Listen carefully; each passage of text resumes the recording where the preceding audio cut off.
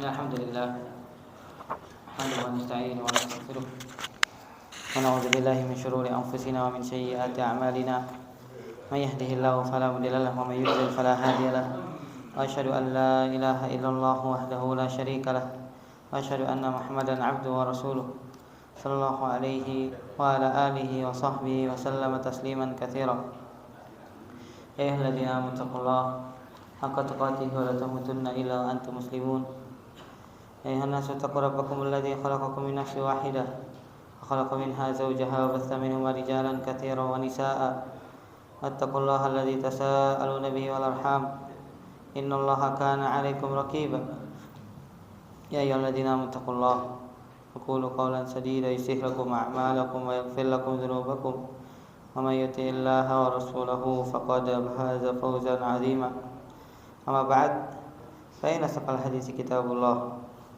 وخير الهدى هدى محمد صلى الله عليه وعلى آله وصحبه وسلم شر الأمور محدثاتها فإن كل محدثة بدعة وكل بدعة ضلالة وكل ضلالة في النار. Ya, masih Allah Subhanahu wa taala, alhamdulillah, segala puji bagi Allah Azza wa Jalla atas segala nikmat dan karunia Allah Subhanahu wa taala berikan kepada kita. Karena nikmat tersebut kita bertemu kembali dalam majlis yang semoga Allah Subhanahu wa taala berkahi ini dalam rangka kita belajar dan terus belajar membahas tentang fikih muamalah, fikih yang berkaitan dengan transaksi, dan kita coba terapkan di dalam keseharian kita, terutama yang berkaitan dengan bisnis online. Semoga Allah Subhanahu wa taala memberikan kepada kita ilmu yang bermanfaat, karena fikih muamalah ini disebutkan oleh para ulama sahal mumtani'. Fikih yang berkaitan dengan jual beli itu mudah, tetapi perlu adanya perhatian dan juga keseriusan dalam memahaminya. Semakin kita sering mendengarkan masalah-masalah kontemporer, maka kita akan terbiasa insyaallah untuk membahas fikih ini. Apalagi setiap waktu dan berkembangnya zaman, transaksi yang ada di antara masyarakat itu semakin maju dan semakin kompleks, maka kita harus berusaha terus memperbanyak serta memperkaya wawasan kita tentang transaksi yang berkembang di zaman sekarang. Kita masih membahas tentang, jemaah sekalian, asuransi yang ada di dalam syarat pengiriman. Kemarin sudah kita bahas bahwasanya ketika transaksi di dalam syarat pengiriman atau asuransi yang disyaratkan dalam pengiriman itu hanya sebagai pengikut saja, bukan sebagai tujuan, maka diperbolehkan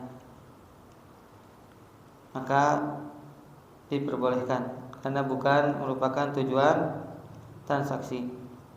Kata Ustaz Hafidhullah Ta'ala, ketika seorang menggunakan layanan ekspedisi yang diwajibkan asuransi,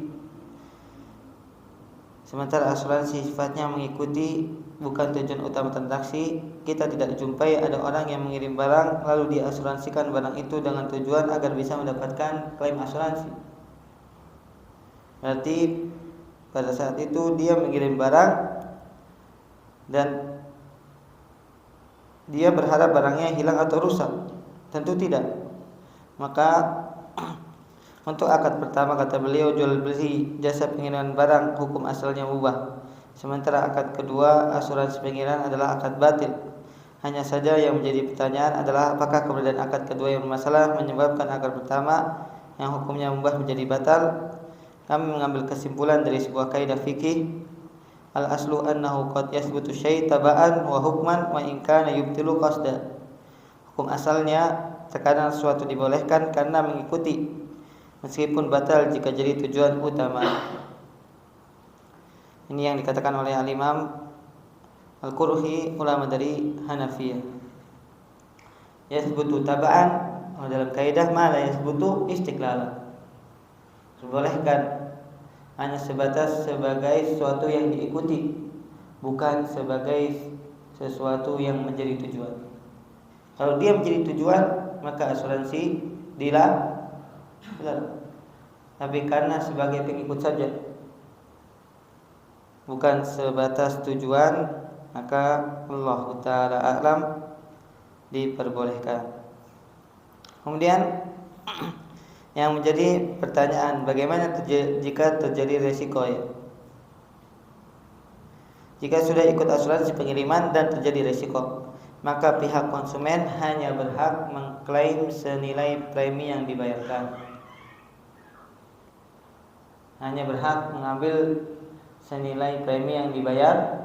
Kalau preminya 4.500, maka kalau terjadi risiko yang 4.500, kalau 10.000 10.000. Tidak perlu mengambil yang lebih dari itu.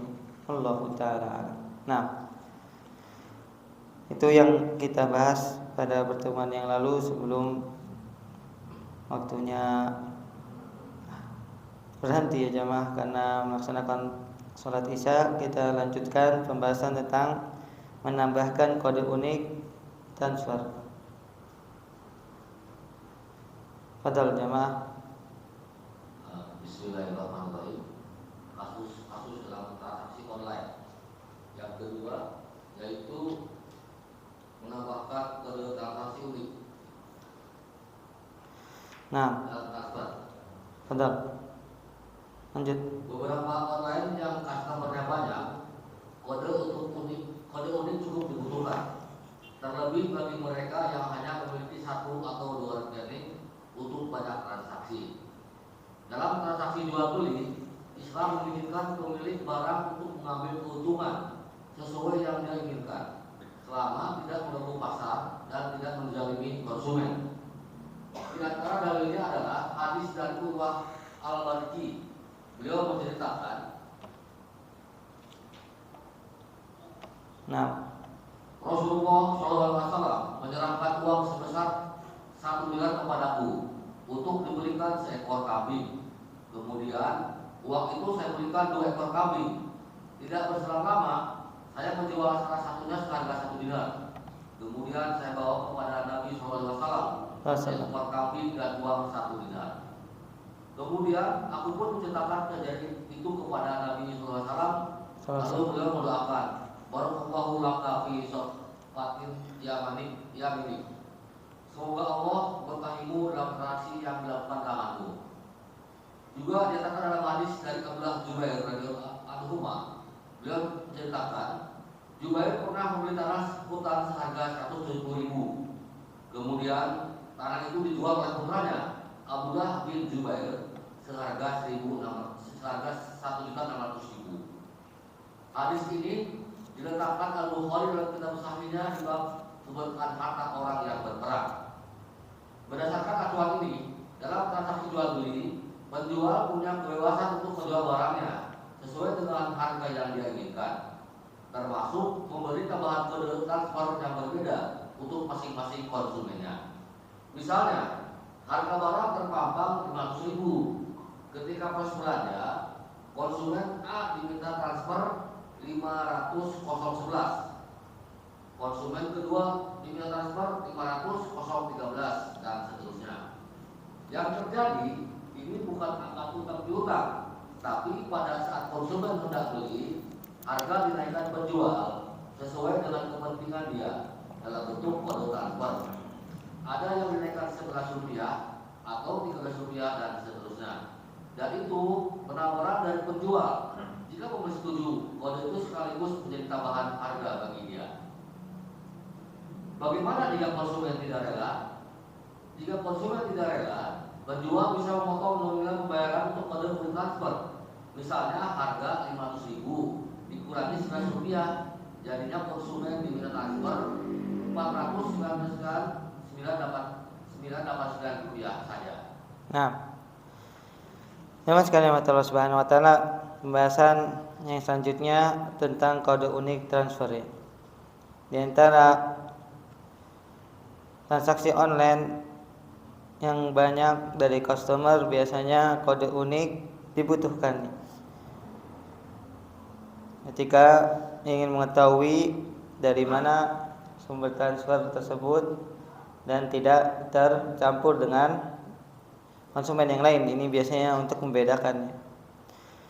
Dalam transaksi jual beli, Islam mengizinkan pemilik barang untuk mengambil keuntungan sesuai yang dia inginkan selama tidak mengganggu pasar. Yang sudah kita bahas juga pada pembahasan kitab yang sebelumnya. Boleh mengambil keuntungan berapapun yang diinginkan selama tidak mengganggu pasar dan tidak menzalimi konsumen. Dalilnya adalah hadis Urwah Al-Bariki radhiyallahu taala anhu, bahwasanya Rasulullah sallallahu alaihi wasallam menyerahkan kepada Urwah 1 dinar untuk dibelikan seekor kambing. Kemudian oleh Urwah dibelikan 2 ekor kambing. Tidak berselang lama saya menjual salah satunya seharga 1 dinar. Kemudian saya bawa kepada Nabi SAW seekor kambing dan uang 1 dinar. Kemudian aku pun menceritakan kejadian kepada Nabi SAW. Lalu beliau mendoakan, barakallahu laka fi safqatihi yaminika, semoga Allah memberkahimu dalam transaksi yang dilakukan tanganmu. Berarti Nabi SAW membolehkan ya.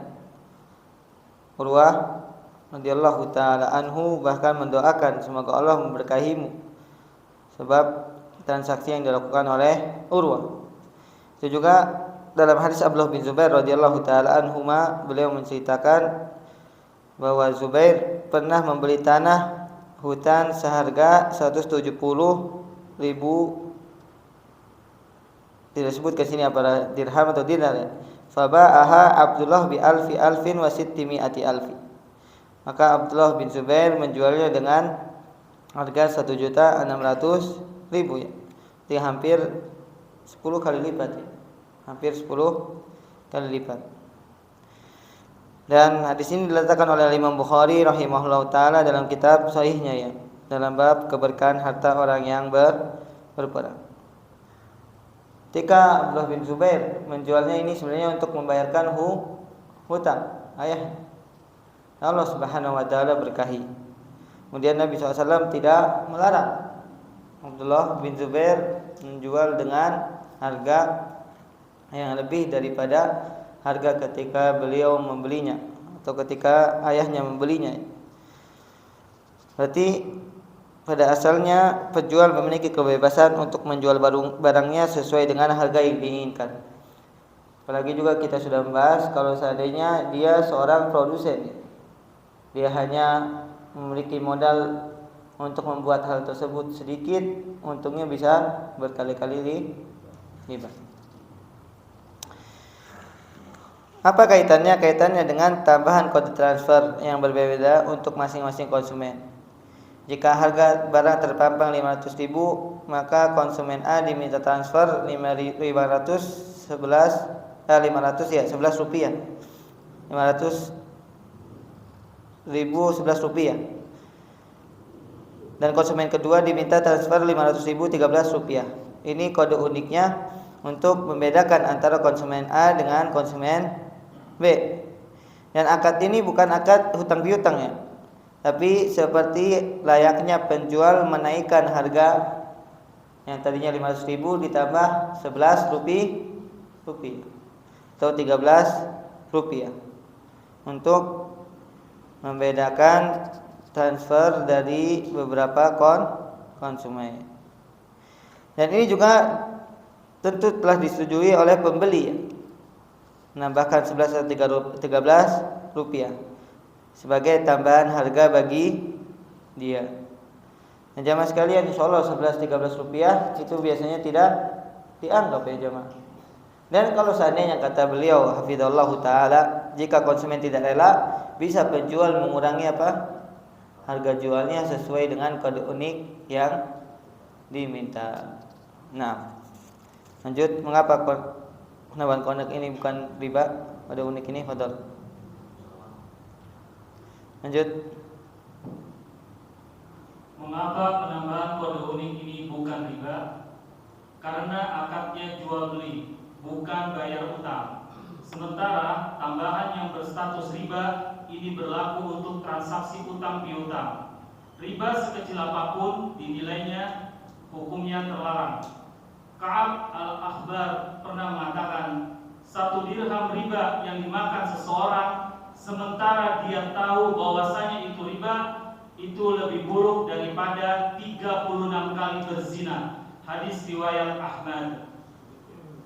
Karena itu, hindarilah tambahan apapun atas permintaan pemberi utang. Bisa jadi tambahan yang sangat kecil ini adalah riba. Pada prakteknya ada 2 pelanggaran karena kode unik transfer yang banyak terjadi di masyarakat. Yang pertama, si A memberikan utang ke si B senilai tertentu dan pembayarannya via transfer bank. Kedua, si A menjual barang secara kredit kepada si B dan pembayarannya via transfer bank. Untuk 2 kasus ini tidak diperkenankan memberikan tambahan kode unik transfer. Misal, nilai utang 1 juta tapi minta ditransfer 1 juta 25 rupiah. Ada tambahan sekitar 25 rupiah. Hindari tambahan semacam ini. Bagaimana solusinya? Jika tetap butuh kode unik, Anda bila lakukan pengurangan, misal utang 1 juta minta ditransfer 1 juta dikurangi 25 rupiah sehingga menjadi 999.975 rupiah. Insya Allah ini lebih aman. Sekalipun kurang dari nilai utang, tapi Anda bersih dari semua harta yang mengkhawatirkan. Demikian, Allahu a'lam bishawab. Nah, mengapa penambahan kode unik ini bukan riba? Karena akadnya jual beli, bukan bayar hutang. Berbeda kalau seandainya untuk membayar hutang. Karena sekecil apapun ketika itu masuk ke dalam riba adalah sesuatu yang dilarang.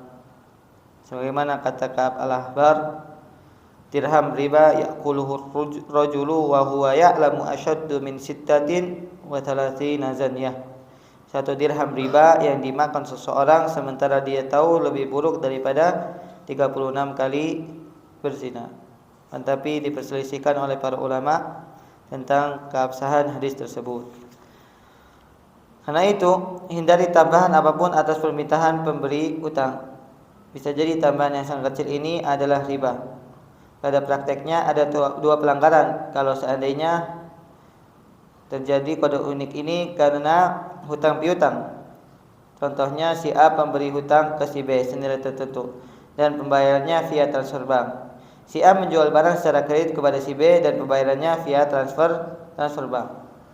Dua-duanya adalah masuk ke dalam sistem hutang piutang. Maka untuk 2 kasus ini tidak diperkenankan memberikan tambahan kode unik transfer walaupun 13 rupiah, walaupun 25 rupiah. Solusinya seperti apa?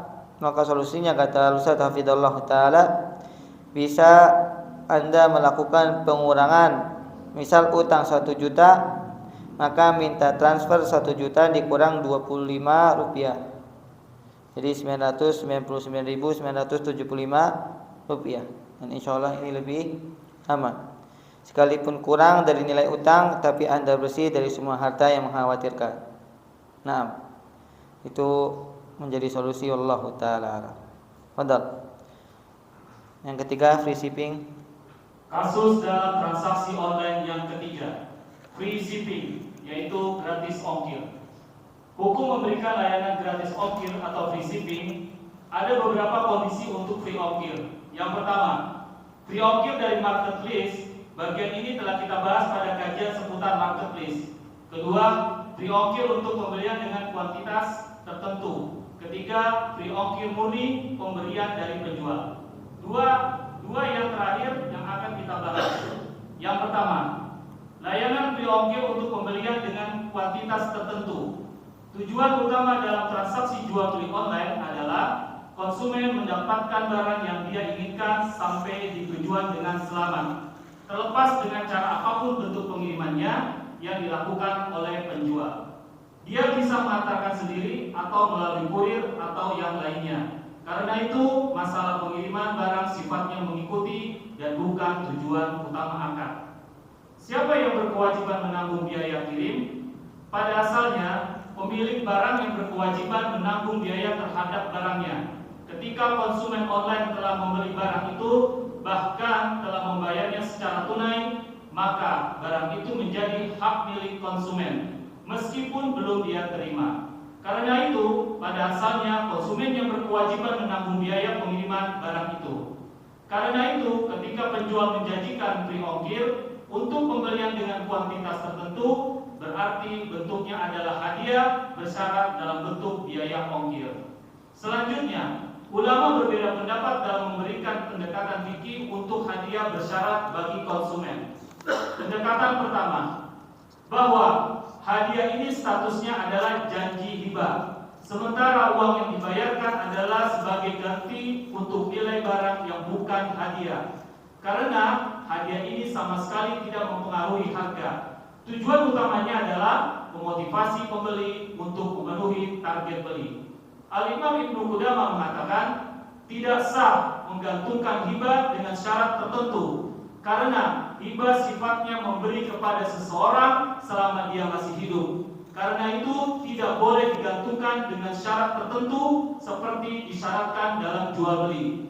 Jika digantungkan dengan syarat tertentu seperti yang disabdakan oleh Nabi Sallallahu Alaihi Wasallam, jika hadiah kami dikembalikan dari Najasyi, nanti jadi milikmu, sehingga statusnya sebagai janji.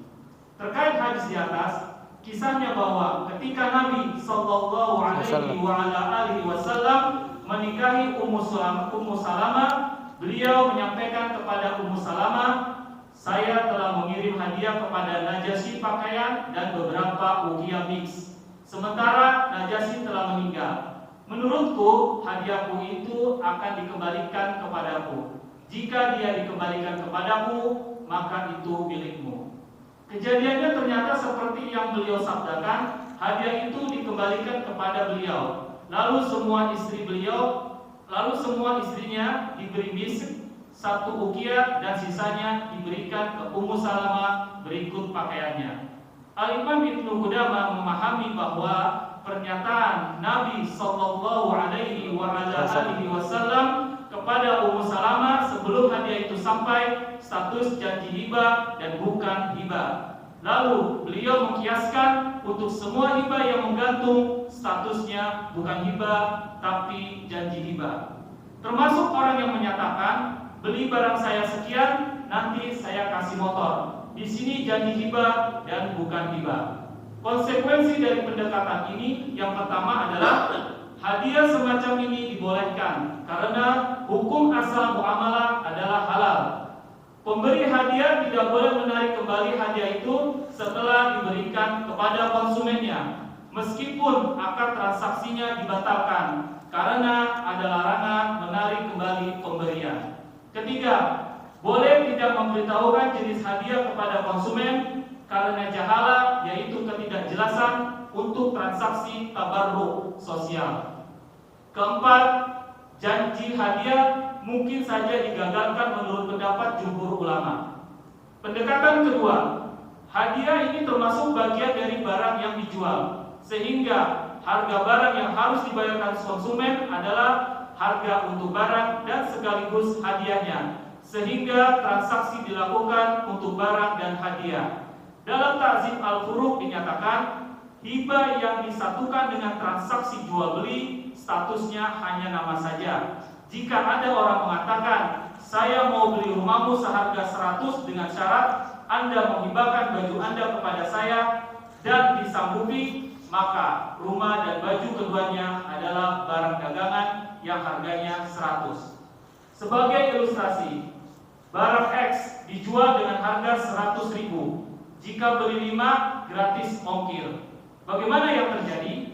Ketika konsumen membayar 500.000, hakikatnya dia membayar 5 barang X dan ongkir barang itu, yaitu 500.000 sama dengan 5 barang X plus ongkir.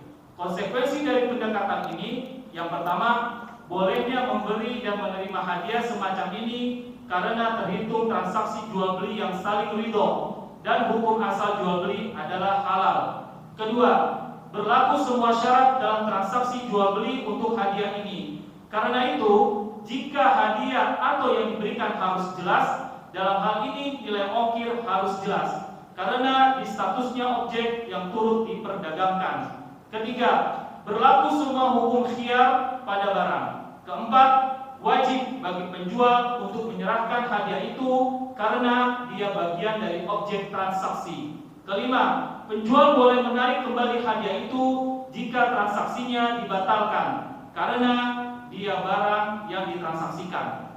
Apapun itu, dari kedua pendekatan di atas, layanan free ongkir dari penjual untuk pembelian dengan kuantitas tertentu hukumnya dibolehkan. Nah, pada pembahasan free shipping garis ongkir, Ustaz Hafizullah Ta'ala menyebutkan ada 3 kondisi.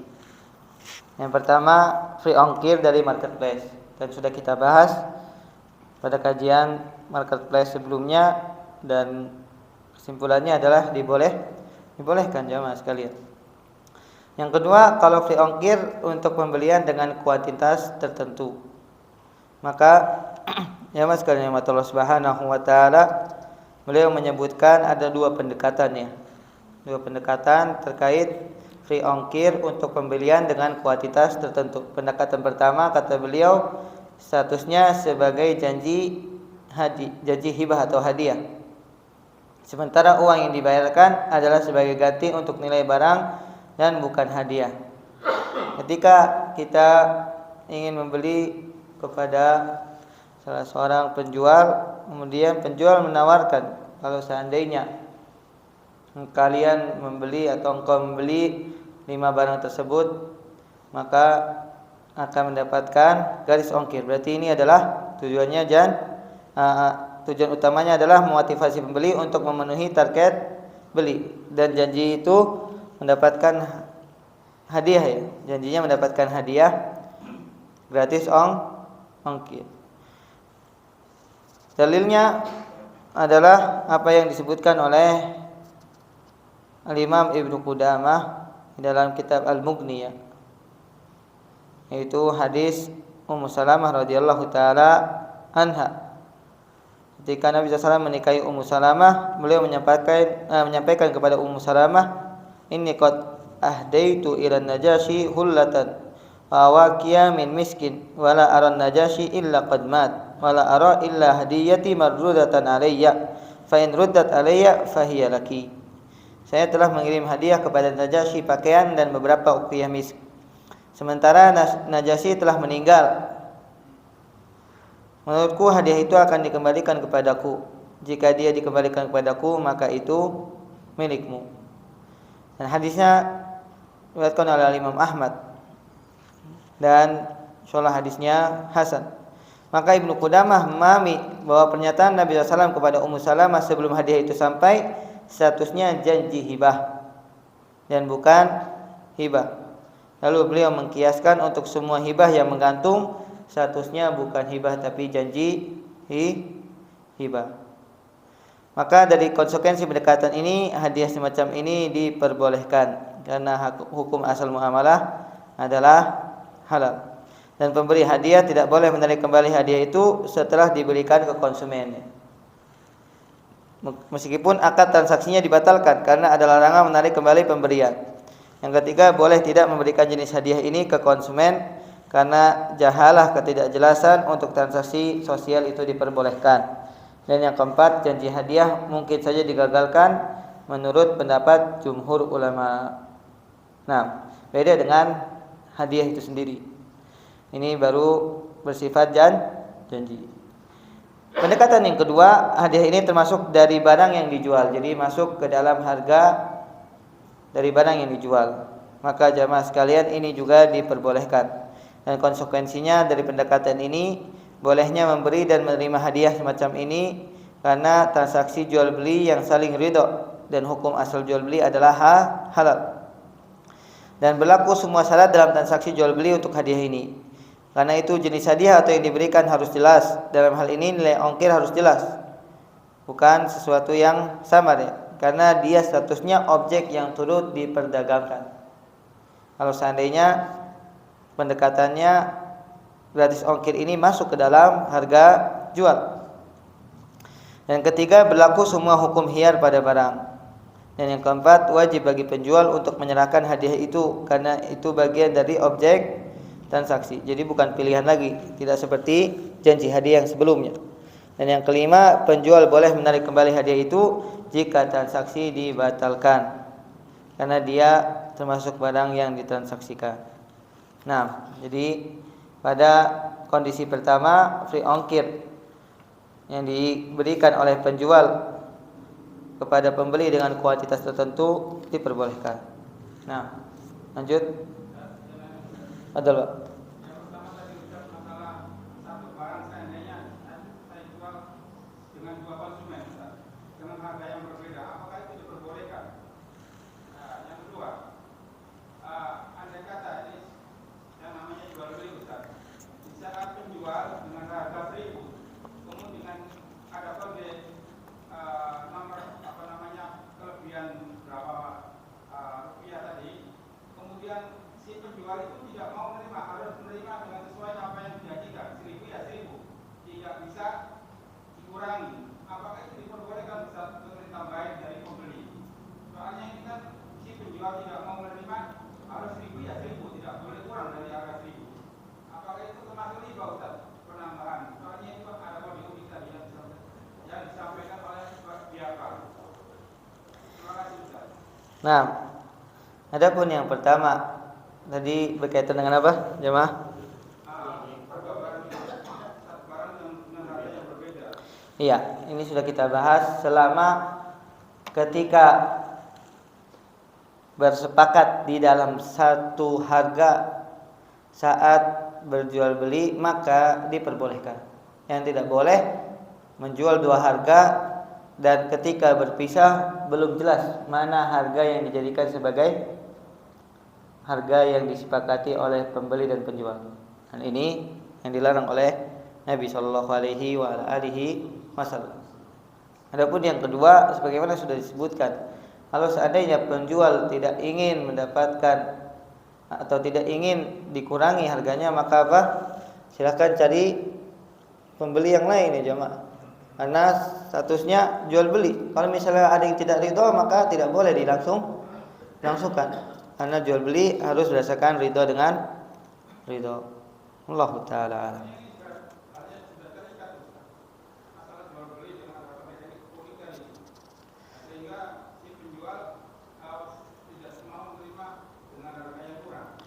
Ya berarti pembelinya kalau tetap ingin membeli dengan barang tersebut, ya konsekuensinya harus apa?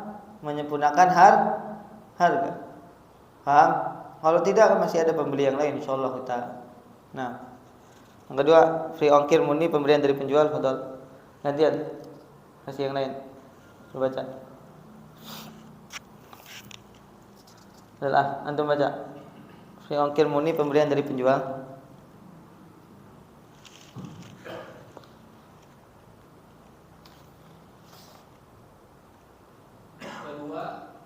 Free ongkir murni pemberian dari penjual. Beberapa produk ongkir sudah menjadi tanggung jawab penjual. Misalnya jual beli motor sudah menjadi tanggung jawab pihak dealer untuk mengantar motor itu ke konsumen. Berapapun jumlah motor yang dibeli konsumen.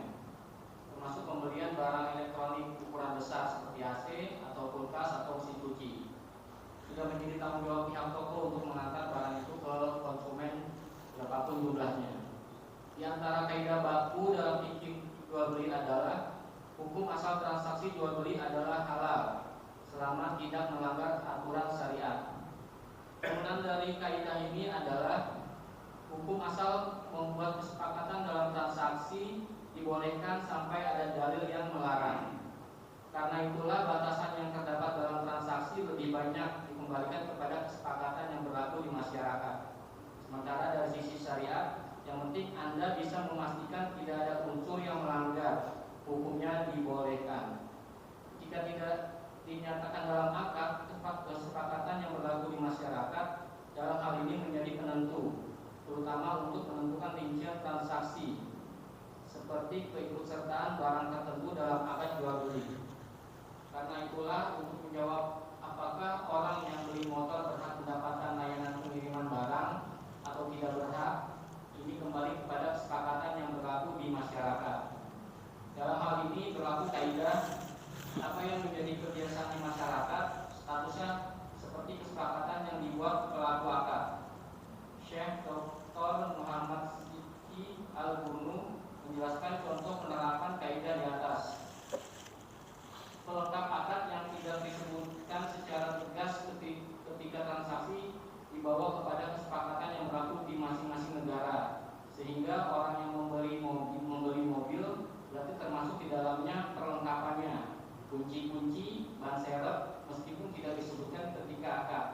Karena kebiasaan yang berlaku di masyarakat, kecuali jika dia ditegaskan bahwa ada yang berbeda dengan biasanya, termasuk dalam jual beli online.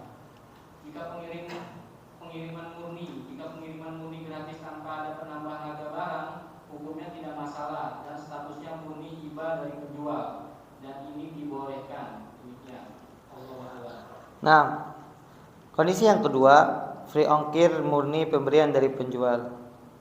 Beberapa produk ongkir sudah menjadi tanggung jawab penjual, misalnya jual beli motor.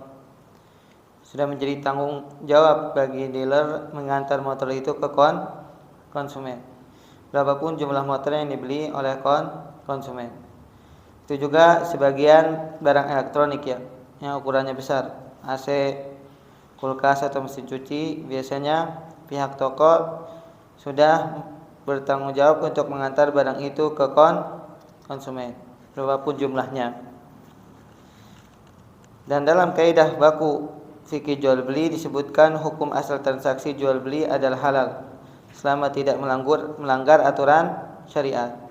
Maka turunan dari kaidah ini adalah al-aslu fi syuruti fil muamalat al-ibahah hatta yaquma dalilut tahrim. Hukum asal membuat kesepakatan dalam transaksi dibolehkan sampai ada dalil yang melarang. Jadi syarat-syarat dalam transaksi, sebagaimana transaksi dihalalkan pada asalnya, maka syarat-syaratnya juga dihalalkan selama tidak bersinggungan atau menyelisih syariat. Karena itulah batasan yang terdapat dalam transaksi lebih banyak dikembalikan kepada kesepakatan antara kedua belah pihak, yaitu penjual dan pembeli yang berkembang di masyarakat. Selama sisi syariat tidak ada yang dilanggar di sana, maka wallahu ta'ala alam diperbolehkan juga. Nah, keempat, kelebihan ongkir. Keempat, kelebihan ongkir. Kita akan melihat seperti apakah transaksi yang terjadi antara penjual dan pembeli untuk pengiriman barang. Ketika penjual online mengirimkan barangnya kepada konsumen melalui kurir, maka ada dua akad yang melibatkan tiga pihak. Yang pertama, akad jual beli barang terjadi antara penjual dan pembeli. Yang kedua, akad jual beli jasa pengiriman terjadi antara pengirim dengan pihak kurir. Siapa pengirimnya? Pengirimnya adalah pemilik barang itu. Artinya jika barang itu sudah dibeli oleh konsumen online, berarti pengiriman barang adalah tanggung jawab, berarti pengiriman barang adalah konsumen. Lalu bagaimana dengan penjual online? Dalam masalah pengiriman, penjual adalah wakil konsumen. Nah, azan terlebih dahulu jamaah. Kita lanjutkan setelah azan. Betul.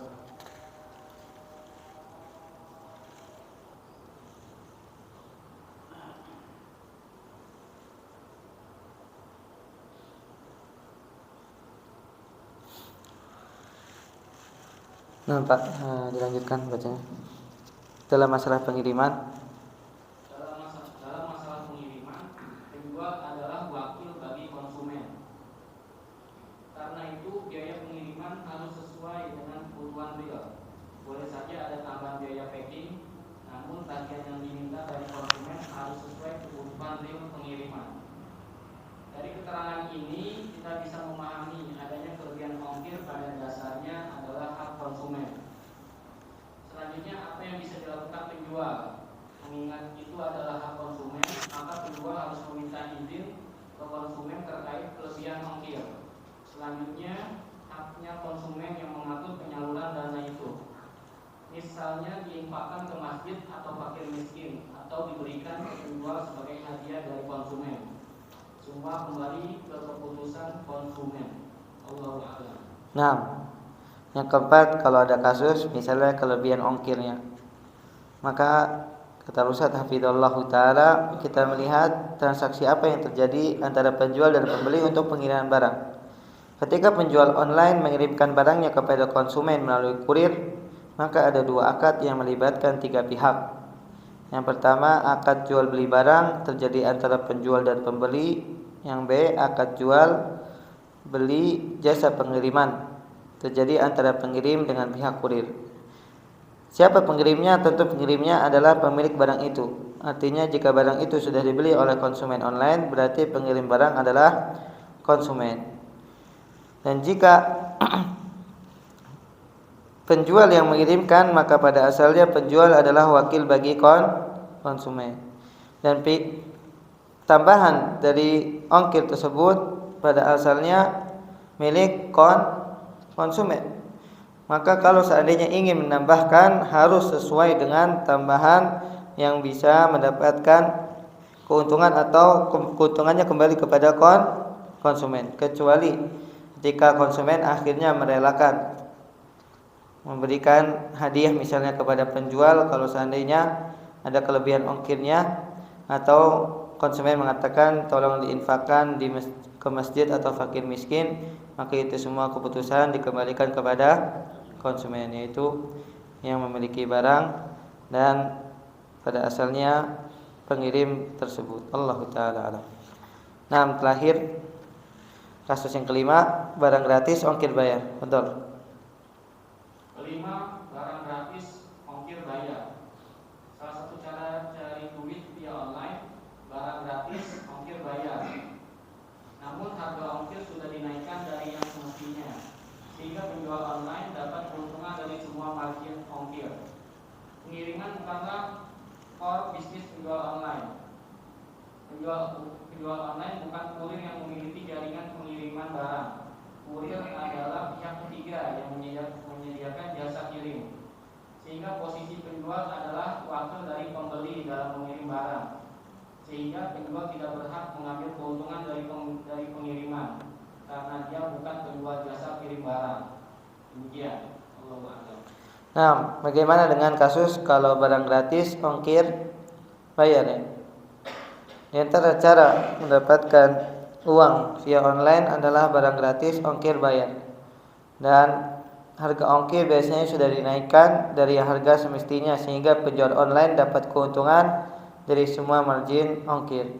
Maka jamaah sekalian, kata Ustaz Hafizallahu Ta'ala, sistem yang seperti ini tidak diperbolehkan, karena pada asalnya penjual online itu bukan kurir yang memiliki jaringan pengiriman barang, dan kurir adalah pihak ketiga, hingga posisi penjual sebenarnya hanya wakil dari pembeli, bukan pemilik jasa atau kurir yang boleh mengambil keuntungan. Oleh karena itu Allah Ta'ala alam, penjual tidak boleh mengambil sama sekali keuntungan dari ongkir yang bayar tersebut. Allah Ta'ala alam bisawab. Nah, jamaah sekalian, itu pembahasan dari marketplace yang mudah-mudahan bisa memberikan gambaran kepada jamaah sekalian tentang kasus yang terjadi dalam marketplace, juga transaksi online. Selanjutnya ada uang online, mau dibahas atau kita tunda minggu depan jamaah sekalian? Nah, pembahasannya cukup panjang. Ada yang ingin bertanya jamaah? Ada. Ini agak jauh itu, seperti barang build up, Ustaz. Barang build up kan sudah diproduksi di Indonesia katakanlah. Terus kemudian salah seorang membeli barang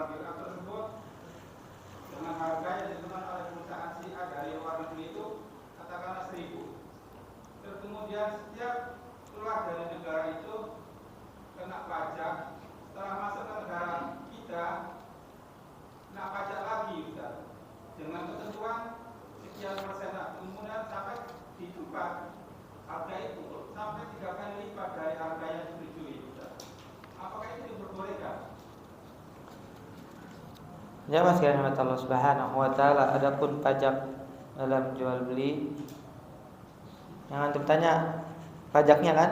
Iya. Para ulama berselisih pendapat apakah dia termasuk pajak yang kalau seandainya keuntungannya dikembalikan kepada masyarakat secara umum maka diperbolehkan, atau hanya untuk kepentingan pemerintah. Maka para ulama menyebutkan kalau seandainya keuntungannya kepada pemerintah, maka ketika pajak tersebut harus dibebankan kepada penjual pembeli, ini termasuk mengambil sesuatu yang tidak halal dan bentuk kedzaliman, dan pelakunya diancam untuk mendapatkan hukuman di mana di neraka. Dan ketika penjual dan pembeli ini menggunakan strategi untuk keluar dari kewajiban bayar pajak, maka tidak dilarang, karena pada asalnya itu sesuatu yang diharamkan. Berbeda kalau seandainya ternyata pajak tersebut ketika sudah dibayarkan, bagian dari pajaknya dikembalikan kepada kepentingan masyarakat umum. Maka para ulama di sini ada yang membolehkannya. Karena apa? Ternyata maslahatnya kembali kepada mana? Masyarakat secara umum. Allah Ta'ala alam, dilihat dulu pajaknya kepentingannya untuk siapa. Paham tak? Nah, ini bertanya lagi jamaah. Udah.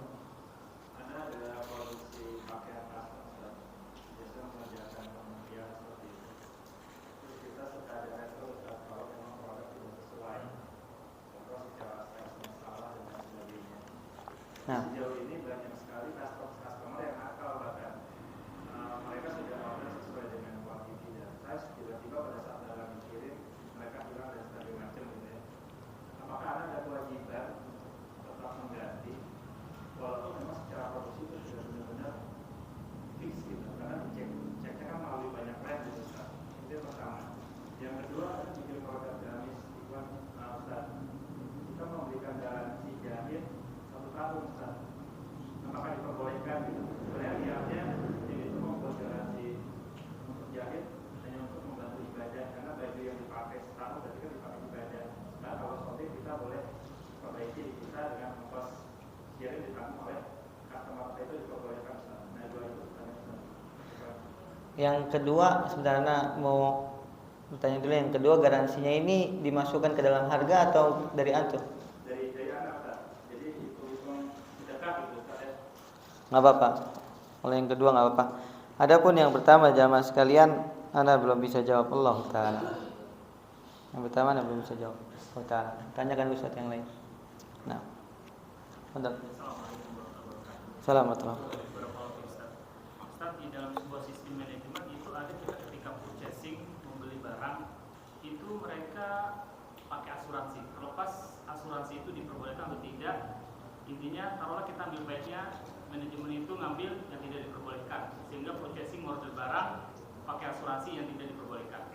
Terus setelah barang itu hadir, setiap PIC diminta untuk approve. PIC yang mengambil barang itu diminta untuk approve. Nah, contoh Anda mesen barang dan di situ di laporan voice di laporan DO-nya itu sama invoice-nya kita sudah tanda tangan. Di situ berdasarkan harga dan juga ada asuransi. Nah, apakah PIC itu juga berdosa ketika dia approve barang tersebut? Tapi pada dasarnya kalau kita lihat konsepnya, narasinya itu bahwasanya itu barang sudah diterima oleh PIC, bukan karena asuransinya. Tapi dalam pandangan syariat, apakah kedua-duanya itu masuk, Ustaz? Nah, yang pertama sebagai pengecekan barang terima, kedua apakah menyetujui dari asuransi tersebut. Walaupun asuransi tersebut adalah sepakatan dari purchasing dengan penjual, kita hanya sebagai approve aja, Ustaz. Insyaallah. Insyaallah. Anda juga belum bisa jawab. Kasih ke Ustaz yang lain. Bisa jawab kan? Oh ta'ala. Nah, lagi jamaah. Ya, ini lagi Ustaz. Fadal. Masa garansi. Garansi ini kan tergantung dari barangnya Ustaz. Andai kata garansi barang elektronik sudah ditentukan dengan waktunya 1 tahun katakanlah. Kemudian dalam setengah tahun terjadi kerusakan. Nah, sedangkan kerusakan ini kan tidak diketahui oleh pihak perusahaan atau konsumen. Bagaimana dengan syarat seandainya terjadi kerusakan di tengah jalan itu mengadopsi suatu ucapan yang sifatnya saling menguatkan pemikiran masing-masing itu bagaimana Ustaz? Soalnya dari perusahaan si A asuransi 1 tahun, tapi pembeli dalam setengah tahun sudah rusak. Kemudian alasannya si perusahaan begini-begini, sifatnya mengelabui dengan garansi tersebut karena pemakaian terlalu pasar atau bagaimana seperti itu, apa itu diperbolehkan Ustaz untuk mengajukan garansi? Untuk pembahasan garansi jamaah sekalian, maka dikembalikan kepada ahli yang bisa melihat kerusakan dari mana asalnya. Karena kalau hanya kedua pihak saling mengklaim, tidak akan selesai perkara. Maka harus dihadirkan pihak yang ketiga yang mampu mendeteksi dari mana asal kerusakan. Biasanya ada orang-orang yang bisa mengerti ya, kalau barang ini ketika dipakai secara biasa tanpa ada kelebihan beban tidak terjadi. Maka ketika terjadi berarti pada asalnya dari orang yang membuat atau dari manufakturnya. Itu Pak. Harus dihadirkan orang yang ketiga yang bisa mendeteksi dari mana asalnya kerusakan tersebut. Allah Ta'ala. Nah, lagi jamaah. Berapa? 1 menit lagi. Fadal. Terkait garansi, ketika garansi itu disepakati bahwasanya deal itu memang tercover oleh pihak asuransi, bukan tercover oleh pihak penjual, bahwasanya digaransikan, tapi hanya saja tiba-tiba kita dikena cas administrasi. Jadi ketika kita ada suatu permasalahan barang rusak, kita servis itu garansi, tapi setiap transaksi kerusakan itu dikenakan biaya administrasi. Nah, administrasi ini hukumnya bagaimana, Ustaz? Nggak boleh jemaah. Kalau seandainya garansi sudah disepakati dari penjual, maka biaya admin tersebut tidak boleh. Admin tersebut tidak boleh memberikan mewajibkan untuk membayar biaya admin dari garansi yang diberlakukan. Karena pada asalnya al-muslimuna ala syuruti. Seorang muslim itu harus sesuai dengan syarat yang sudah disepakati. Kalau dia meminta tambahan, itu tidak diperbolehkan. Allah Ta'ala. Kalau bagi kita yang terzolimi, daripada kita nggak bayar, daripada kita nggak diperbaiki, tapi dia minta maksa, maka kita tetap lakukan terus-menerus atau kita mengalah walaupun kita merasa kerugian. Nah, itu beda dengan penanggungan dosa ya. Dosanya biarkan dosa mereka. Kalau kita emang mau mengambil hak tapi harus kita bayar, bagaimana lagi? Antum? Yakum. Barakallahu fikum. Wassallallahu alaihi wasallam nabiyina Muhammadin wa ala alihi wasallam. Subhanakallahumma wa bihamdika asyhadu an la ilaha illa anta astaghfiruka wa atubu ilaik. Assalamualaikum warahmatullahi wabarakatuh.